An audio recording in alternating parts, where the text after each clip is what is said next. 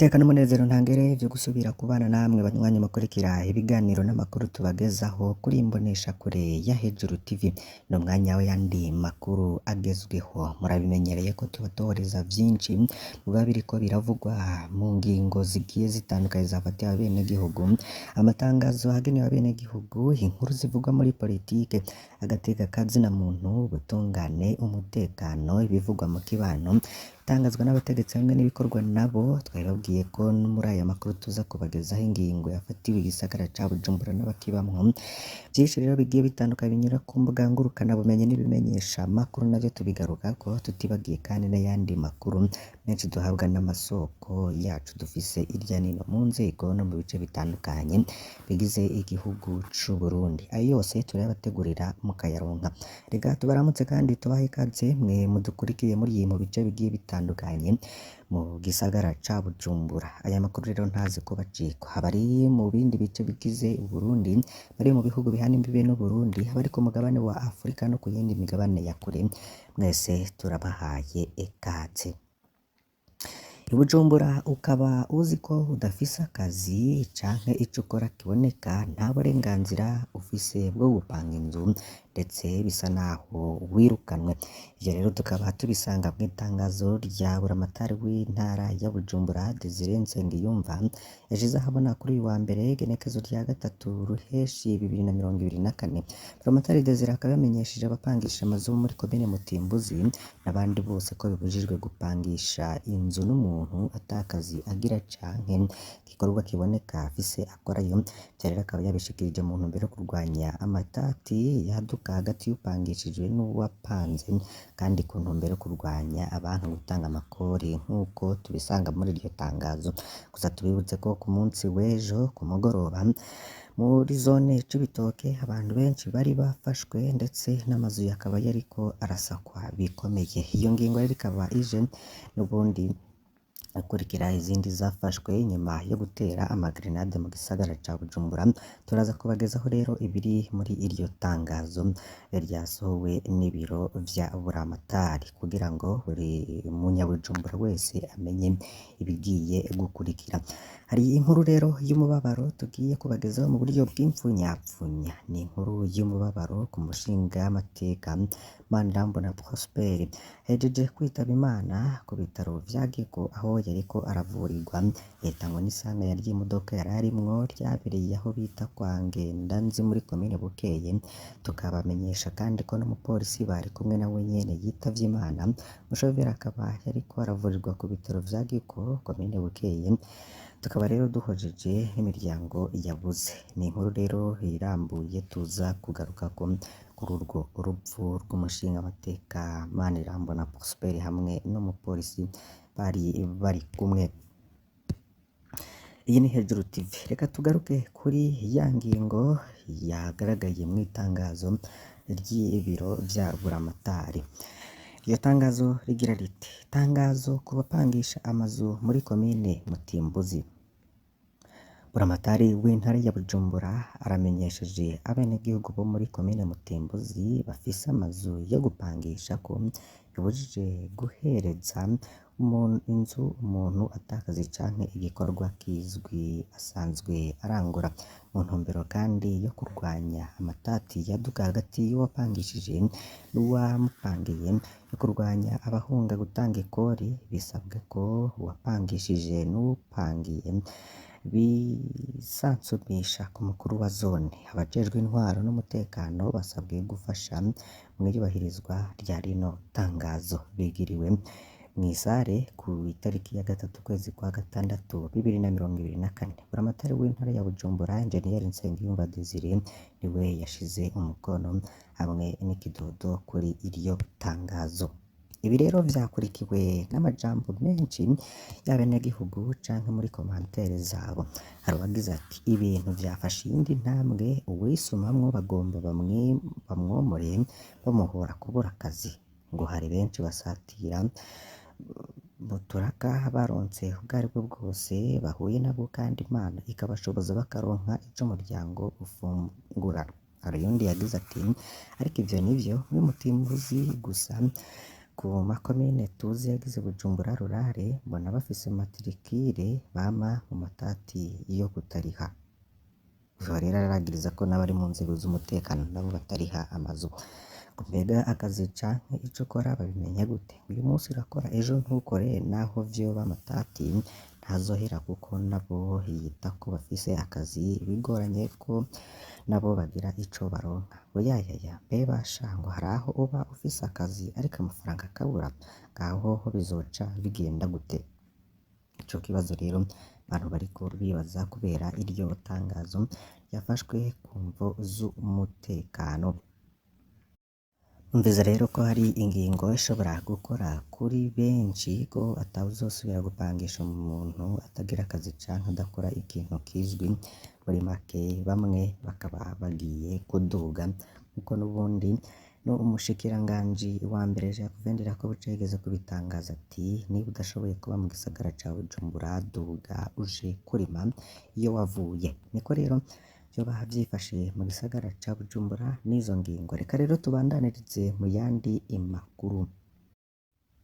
Radio na Televiziyo Isanganiro bo batangaza ko mu rw'igihugu wigenga ujejwe agateka ka zina muntu CNIDH ngo ukwiye gukosora ivyo komite y'ihuriro ry'amashirahamwe y'ibihugu ajejwe agateka ka zina muntu kw'isi ko bagiriza ko budatunganya neza. Bikaba bivugwa rero n'umukuru w'umugambwe CODEBU. Ni inyuma yaho CNIDH isabiwe kuja mu murwi wa B n'iyo komite kubera itigenga uko bitegerezwa. Kefa Nibizi awurongoye hanegura ko vyotuma ishusho y'igihugu icafura. Yongera ko uwo murwi udasubira kuronka ijambo rikwiye mu nama ya ONU ijejwe kubahiriza agateka ka zina muntu. Kabasaba leta rero korohereza uwo murwi no kumviriza impanuro utanga ntigire ikireka gukorwa. No mu mugambwe Prona babona ko mu butegetsi bukwiye guhagararira ubwigenge bw'uwo murwi. Olivier Nkurunziza awurongoye akavuga ko hari aho umurwi ubura inguvu bivanye n'uko itorwa ry'abawujamwo rimeze. Kubwiwe ngo abatorwa rero baba ari abahagararira neza agateka ka zina muntu, batogira ubwoba no kuvuga ivyo umugambwe uri ku butegetsi wakoze bitameze neza. Akaba asaba umurwi CNDH gukora koko na cane muri ibi bihe himirije amatora. Naho ibiruko hadashima ko wateye intambwe muri bimwe nko kurwanya ubusho butemewe n'amategeko. Mu vy'uwo murwi rero CNDH wagirizwa harimwo kudakora ku madosiye amwamwe nk'ayafitaniye isano na politiki cane iyo ari ibikorwa ku batavuga rumwe n'ubutegetsi. Ingene rero abagize uwo murwi bashizweho ariko urafise agateka ko kugumana igihagararo co mu murwi A, umurwi uharanira agateka koko ka zina muntu gushika muri 2025. Urafise rero n'akaryo ko gutanga insiguro ivyo wagirizwa. CNDH rero ikaba yaratakaje ikibanza nk'uko mu mwaka 2018 usubizwa iryo teka muri 2021, ariko ubu rero ukaba warambuwe ubwo bubasha ukaba ugiye gushirwa mu murwi wa B. Ni naho kandi ishirahamwe Rukome rirwanya igiturire n'isesagura ry'amatungo y'igihugu risaba leta kugabanya ikoreshwa ry'amafaranga mu bintu bidakenewe cane. Ribona ko nk'abategetsi batandukanye batari bakwiye guherekezwa n'imiduga myinshi mu gihe Uburundi buri mu bihugu vya mbere bikenye kw'isi. Urirongoye rero akaba yabivugiye mu kiganiro n'abamenyeshamakuru kuri uyu wa mbere. Gabriel Rufyiri akaba yagarutse ku nteguro y'ibwirizwa rishinga amafaranga leta izokoresha mu mwaka 2040 ushira uwa 2024 ushira uwa 2025. Akabona ko itorwa ryayo ryo kwisunga ibibazo bihanze abanyagihugu kugira bitorerwe umuti. Kubwiwe rero abarundi bakeneye gutonda ku mirimo batarinze gutama mu kwiyunguruza, baronke ibinyobwa, imiti n'ibindi vyankenerwa mu buzima bwabo. Niko rero Gabriel Rufyiri we atangaza. Mu kinyamakuru magazine Imbere batangaza vyinshi bigiye bitandukanye.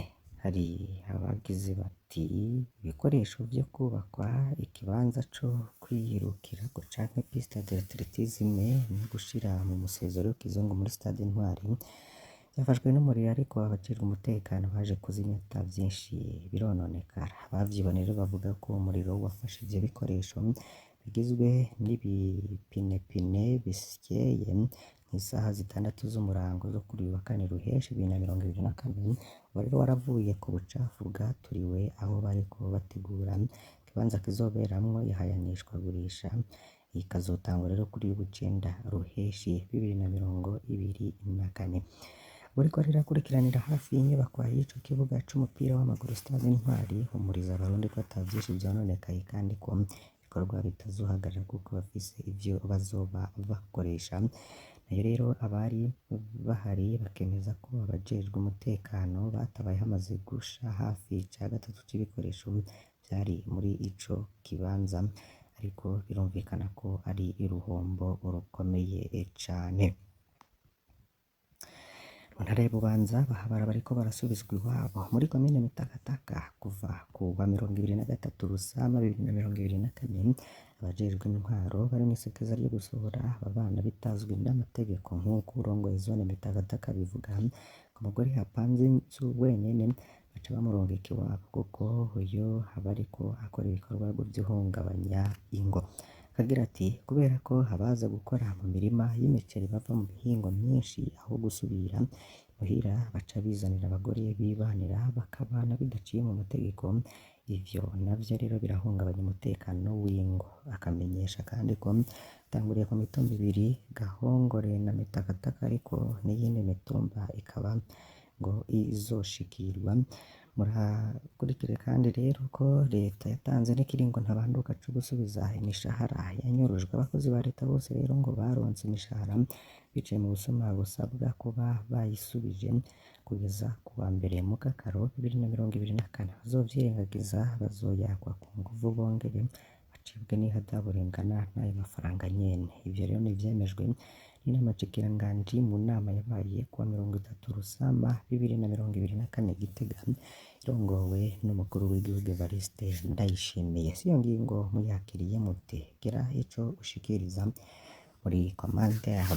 Babagejeje ko inkuru zihuta mu ngingo yafatiwe ababa muri komine Mutimbuzi mu ntara ya Bujumbura. Ntuze gucikwa rero n'ayandi makuru tuza kubagezaho kuri imbonesha kure mu masaha ari imbere ku murango kuri uyu wa gatatu kw'itariki ya 5 Ruheshi 2024. Tukaba tuza kubagezaho ibindi vyinshi bigiye bitandukanye. Imana ibahezagire.